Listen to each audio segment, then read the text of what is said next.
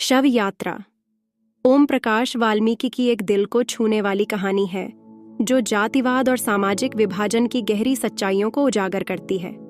यह कथा एक छोटे से बल्हार परिवार की है जो चमारों के गांव के किनारे स्थित जौहड़ के पार रहता है। कहानी के केंद्र में है सुरजा, एक वृद्ध बल्हार जो अपने जीवन के अंतिम दिनों में भी अपने पुरखों की जमीन से चिपका हुआ है, और उसकी बेटी संतो जो विधवा होकर अपने परिवार की जिम्मेदारियां संभाल रही है। सुरजा का बेटा कल्लू अब एक सफल रेलवे फिटर बन चुका है और दिल्ली में बस गया है, लेकिन समाज की अमानवीय सोच के कारण उसे अपने गांव में हमेशा हीनता का सामना करना पड़ता है। जब कल्लू अपने परिवार को बेहतर जीवन देने के लिए दिल्ली ले जाने का प्रस्ताव करता है तो उसका सामना उसके अतीत और सामाजिक दायरे की कठोर वास्तविकताओं से होता है। इस कहानी में न केवल एक पिता की जिद और परिवार की पीड़ा को गहराई से चित्रित किया गया है, बल्कि यह भी दर्शाया गया है कि समाज की दीवारें कितनी कठिन होती हैं, जो अंततः जीवन की अंतिम यात्रा पर भी चिपकी रहती हैं। शव यात्रा एक शक्तिशाली कथा है जो जातिवाद के खिलाफ एक गहरी सोच उत्पन्न करती है और मानवता की असली परख करती है। चमारों के गांव में बल्हारों का एक परिवार था जो जौहड़ के पार रहता था।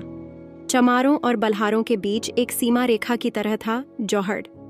बरसात के दिनों में जब जौहड़ पानी से भर जाता था तब बल्हारों का संपर्क गांव से एकदम कट जाता था। बाकी समय में पानी कम हो जाने से किसी तरह वे पार करके गांव पहुंचते थे, यानी बल्हारों के गांव तक जाने का कोई रास्ता नहीं था। रास्ता बनाने की जरूरत कभी किसी ने महसूस ही नहीं की थी। जब किसी चमार को उनकी जरूरत पड़ती तो जौहड़ के किनारे खड़े होकर आवाज लगा देता। जौहड़ इतना बड़ा भी नहीं था कि बल्हारों तक आवाज ही न पहुंचे। आवाज सुनकर वे बाहर आ जाते थे। परिवार में सिर्फ 2 जन ही रह गए थे, सुरजा जिसकी उम्र ढल चुकी थी और उसकी बेटी संतो जो शादी के 3रे साल में ही विधवा होकर मायके लौट आई थी। सुरजा की घरवाली को मरे भी 3 साल हो गए थे। घर बाहर की तमाम जिम्मेदारियां संतो ने संभाल रखी थीं। सुरजा वैसे भी काफी कमजोर हो चला था, उसे सूझता भी कम था, लेकिन फिर भी गांव के छोटे मोटे काम वह कर ही देता था। सुरजा का एक बेटा भी था जो 10-12 साल की उम्र में ही घर छोड़कर भाग गया था। कुछ साल इधर उधर भटकने के बाद उसे रेलवे में नौकरी मिल गई थी। इस नौकरी ने ही उसे पढ़ने लिखने की ओर आकर्षित किया था। इसी तरह उसने हाई स्कूल करके तकनीकी प्रशिक्षण लिया और रेलवे में ही फिटर हो गया था। नाम था कल्लू, जो अब कल्लन हो गया था। जब संतों की शादी हुई थी सारा खर्च कल्लन ने ही उठाया था। सुरजा के पास तो फूटी कौड़ी भी नहीं थी। कल्लन की शादी भी रेलवे कॉलोनी में ही हो गई थी। उसके ससुर भी रेलवे में ही थे। उसे पढ़ी लिखी पत्नी मिली थी जिसके कारण उसके रहने सहन में फर्क आ गया था। उसके जीवन का ढर्रा ही बदल गया था। गांव वह यदाकदा ही आता था, लेकिन जब भी वह गांव आता चमार उसे अजीब सी नजरों से देखते थे।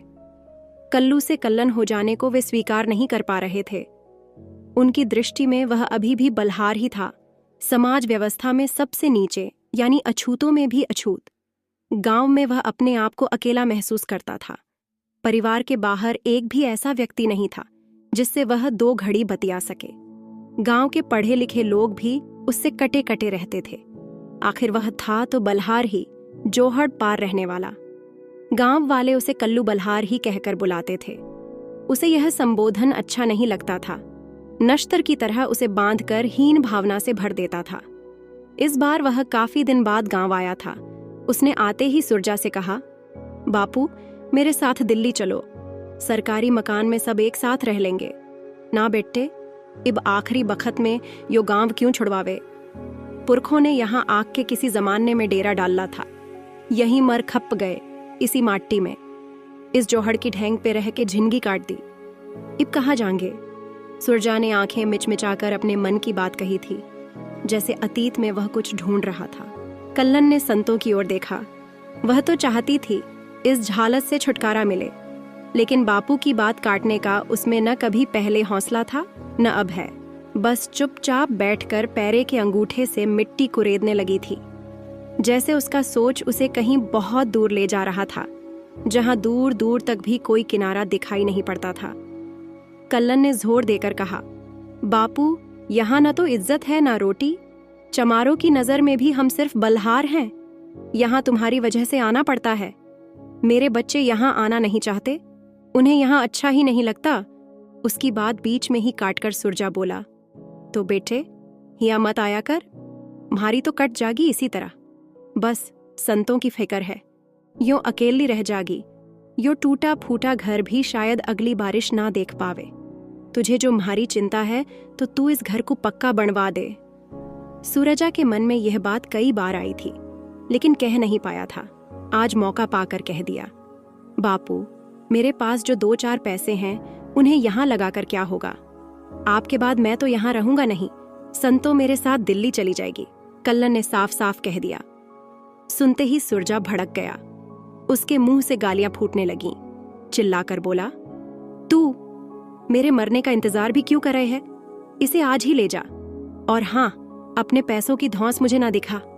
अपने धौरे रख, जहां इतनी कटगी है आगे भी कट ही जागे।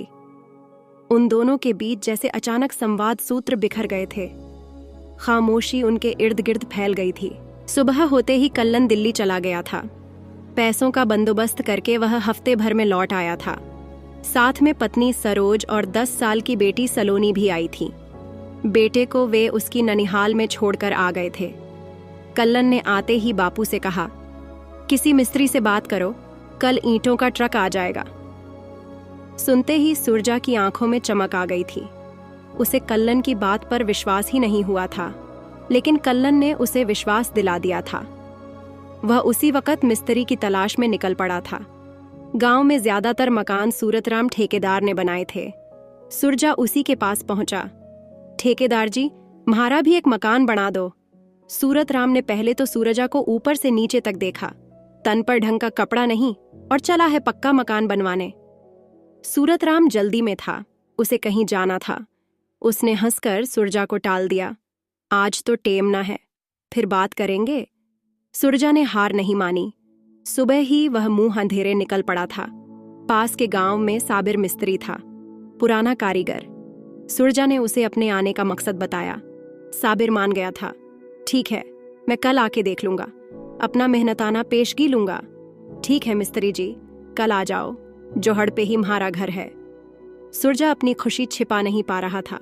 लौटते समय उसके पांव जमीन पर नहीं पड़ रहे थे। कमजोर शरीर में भी जैसे स्फूर्ति भर गई थी। जब तक वह लौटकर घर पहुंचा, ईंटें आ चुकी थीं। लाल लाल ईंटों को देखकर सुरजा अपनी थकावट भूल गया था। वह उल्लास से भर उठा था। उसने ऐसी खुशी इससे पहले कभी महसूस ही नहीं की थी। जौहर पार ईंटें उतरती देखना गांव के लिए किसी आश्चर्य से कम नहीं था। पूरे गांव में जैसे भूचाल आ गया था। गांव के कई लोग जौहर के किनारे खड़े थे। रामजीलाल कीर्तन सभा का प्रधान था। रविदास जयंती पर रात भर कीर्तन चलता था। भीड़ में वह भी खड़ा था। जब उससे रहा नहीं गया तो चिल्लाकर बोला, अबे ओ सुरजा, यो ईंटें कौन लाया है? सुरजा ने उत्साहित होकर कहा, अजी बस, म्हारा कल्लन पक्का घर बनवा रिया है। रामजीलाल की आंखें फटी की फटी रह गईं। अपने भीतर उठते ईर्ष्या द्वेष को दबाकर उसने कहा, यो तो चोखी बात है सुरजा, पर पक्का मकान बनवाने से पहले प्रधान जी से तो पूछ लिया था या नहीं? रामजीलाल की बात तीर की तरह सुरजा के सीने में उतर गई। उसे लगा जैसे कोई सूदखोर साहूकार सामने खड़ा धमकी दे रहा है। गुस्से पर काबू पाने का असफल प्रयास करते हुए सुरजा घुर्राया, प्रधान से क्या पूछना, फिर भी पूछ तो लेना चाहिए था। कहकर रामजीलाल तो चला गया, लेकिन सुरजा को संशय में डाल गया था।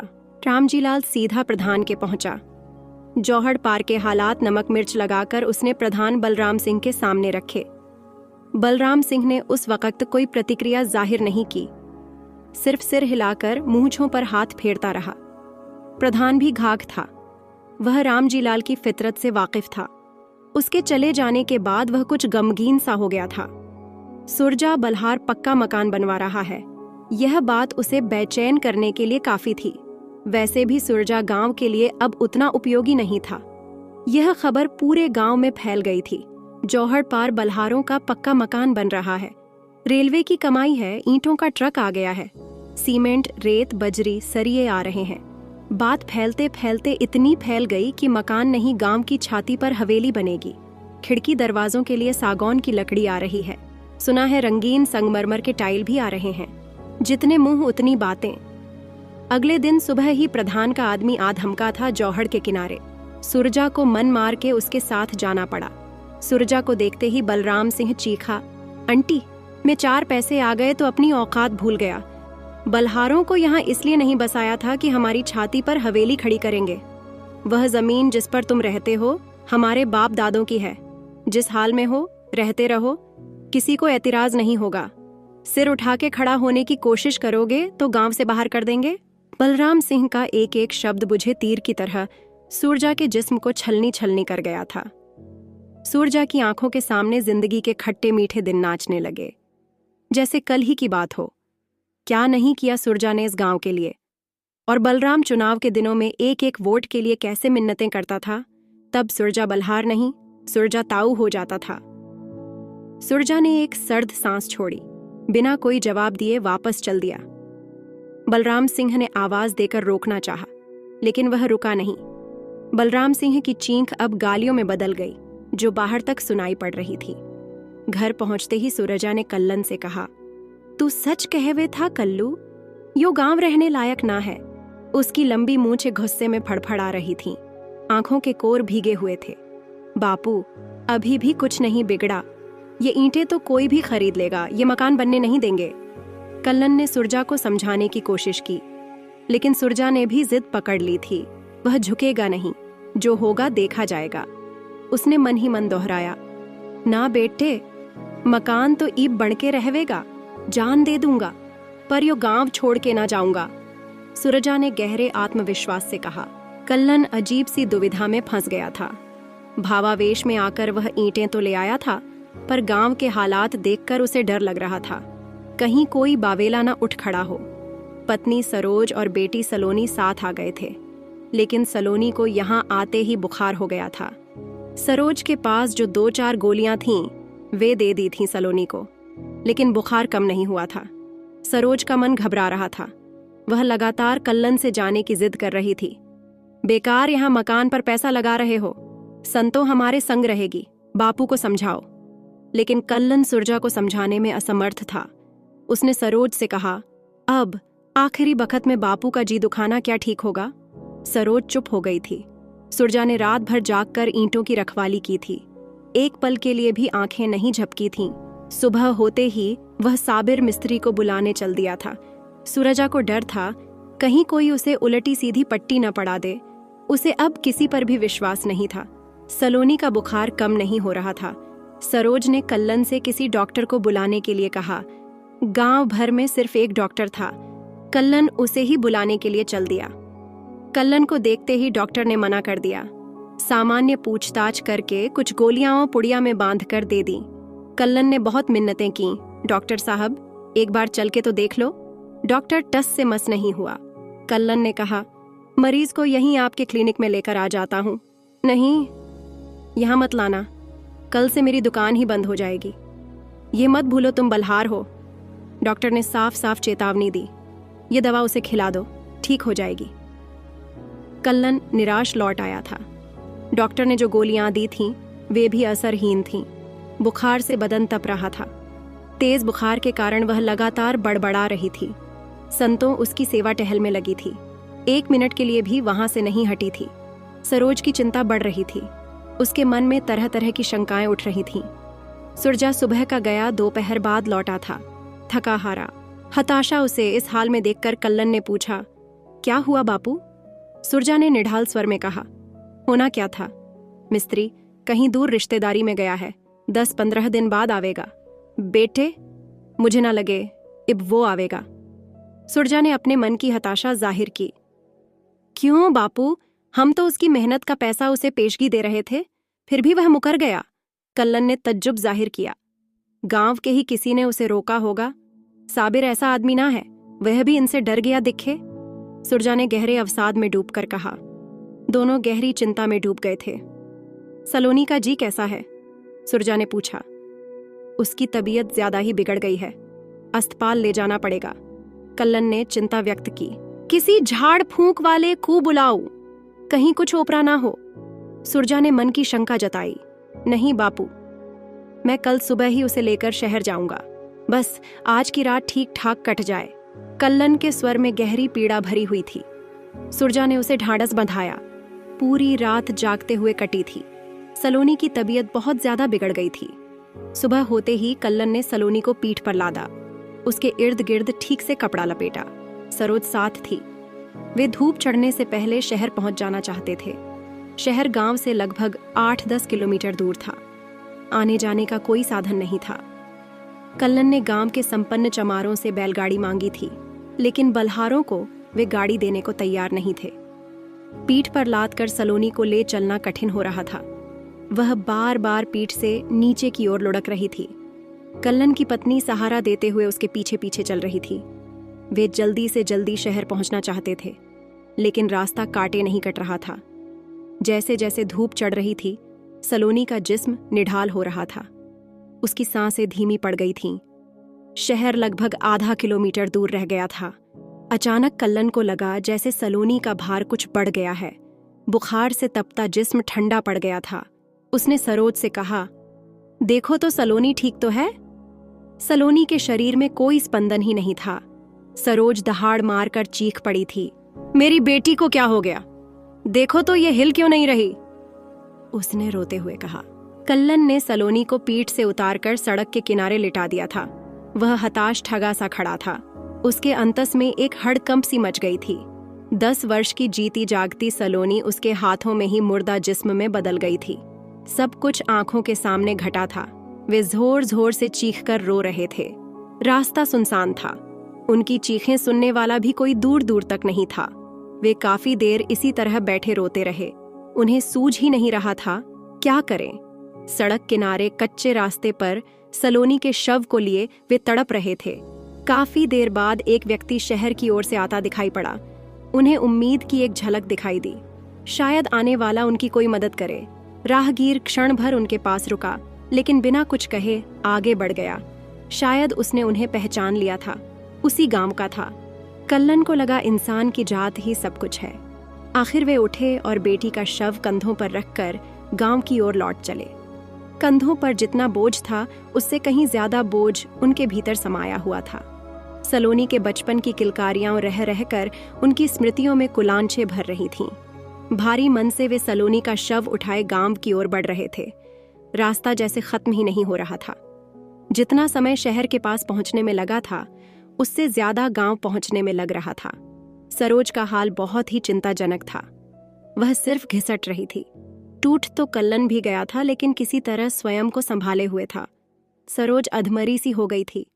उसे चला नहीं जा रहा था। सुरजा ने उन्हें दूर से ही देख लिया था। पहचाना तो उन्हें पास आने पर ही, लेकिन दूर से आती आकृतियों को देखकर उसने अंदाजा लगा लिया था। वे जिस तरह सलोनी को ला रहे थे, देखकर उसका माथा ठनका। वह घर से निकलकर सड़क तक आ गया था। सलोनी का शव देखकर वह स्वयं को नहीं संभाल पा रहा था। वह तड़प उठा था। जमीन पर दुहत्थड़ मार मार कर वह रोने लगा था। कल्लन की आंखों से भी बेतहाशा आंसू बह रहे थे। उनका रोना धोना सुनकर संतो भी आ गई थी। उन्हें ढांढस बढ़ाने वाला कोई नहीं था। शहर से लौटने में उन्हें वैसे ही समय ज्यादा हो गया था। किसी को बुलाने के लिए भी समय नहीं था। रात भर इंतजार करने की स्थिति में नहीं थे। कल्लन चाहता था कि शाम होने से पहले ही दाह संस्कार हो जाए। सलोनी के शव को देखकर सरोज बार बार बेहोश हो रही थी। समस्या थी लकड़ियों की। दाह संस्कार के लिए लकड़ियां उनके पास नहीं थीं। सुरजा और संतो लकड़ियों का इंतजाम करने के लिए निकल पड़े थे। उन्होंने चमारों के दरवाजों पर जाकर गुहार लगाई थी, लेकिन कोई भी मदद करने को तैयार नहीं था। घंटा भर भटकने के बाद भी वे इतनी लकड़ी नहीं जुटा पाए थे कि ठीक से दाह संस्कार हो सके। घर में उपले थे। संतों ने कहा, लकड़ियों की जगह उपले ही ले जाओ। चमारों का शमशान गांव के निकट था, लेकिन उसमें बलहारों को अपने मुर्दे फूंकने की इजाजत नहीं थी। कल्लन की मां के समय भी ऐसी ही समस्या आई थी। चमारों ने साफ मना कर दिया था। गांव से बाहर 3-4 किलोमीटर दूर ले जाकर फूंकना पड़ा था। इतनी दूर सलोनी के शव को ले जाना, लकड़ी उपले भी ले जाने थे।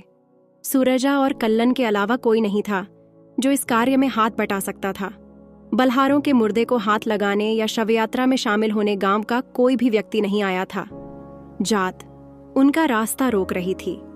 कल्लन ने काफी कोशिश की थी। वह रविदास मंडल, डॉक्टर अंबेडकर युवक सभा के लोगों से जाकर मिला था, लेकिन कोई भी साथ आने को तैयार नहीं था। किसी न किसी बहाने वे सब कन्नी काट गए थे। रेलवे कॉलोनी में अंबेडकर जयंती के भाषण उसे याद आने लगे थे। उसने उन तमाम विचारों को झटक दिया था। गहरी वितृष्णा उसके भीतर उठ रही थी। उसे लगा वे तमाम भाषण खोखले और बेहद बनावटी थे। कल्लन ने सुरजा से कहा, बापू, और देर मत करो। उन दोनों ने कपड़े में लिपटे सलोनी के शव को उठा लिया था। स्त्रियों के शमशान जाने का रिवाज बल्हारों में नहीं था, लेकिन संतों और सरोज के लिए इस रिवाज को तोड़ देने के अलावा कोई और रास्ता नहीं बचा था। संतों ने लकड़ियों का गट्ठर सिर पर रखकर हाथ में आग और हांडी उठा लिए थे। पीछे पीछे सरोज उपलों भरा टोकरा लिए चल पड़ी थी। इस शव यात्रा को देखने के लिए चमारिनें अपनी छतों पर चढ़ गई थीं। उनकी आंखों के कोर भीगे हुए थे, लेकिन बेबस थीं, अपने अपने दायरे में कैद। बल्हार तो आखिर बल्हार ही थे, अपने ही नहीं, उन्हें तो दूसरों के मुर्दे भी ढोने की आदत थी। चमारों का गांव और उसमें एक बल्हार परिवार,